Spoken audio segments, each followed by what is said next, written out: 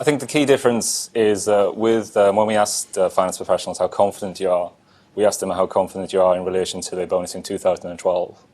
So whereas in 2013, more finance professionals in Hong Kong and Singapore actually expect to receive a bonus than in the UK, those in the UK are more confident that their bonus in 2013 is going to be better than 2012.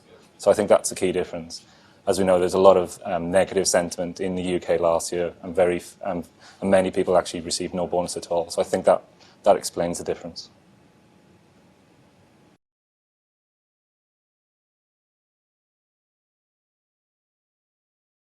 So it's pretty similar in both Hong Kong and Singapore. Approximately 30% of finance professionals expect to receive the same amount as they did in 2012. And then approximately another third of finance professionals expect to receive an increase of between 1% and 30%.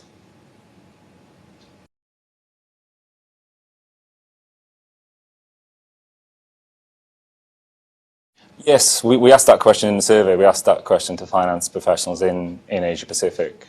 They didn't appear to be as convinced that the increased regulation would give banks in Asia and the region in general a competitive advantage. Only just over 40% of people felt that. However, nearly 60% of people did feel that the increased regulation in the US and Europe would lead to more finance professionals moving to the region.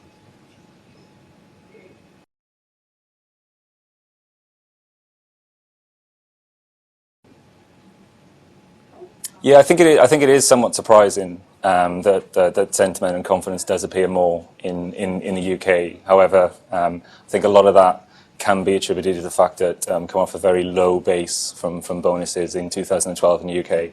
So I think that definitely has a factor. I think the proposed regulation also does figure quite strongly in that. It is only at a consultation level at the moment, and there have been varying degrees of adjustment in that. So only last week it was announced that bonuses could be up to 250% of basic salary now, if that was followed with a deferral of up to 5 years. I think the other thing that's certainly worth bearing in mind is that the regulation is only actually going to impact senior finance professionals. So, for example, in the UK, the estimates think it's only going to cover around about 1,300 financial services staff.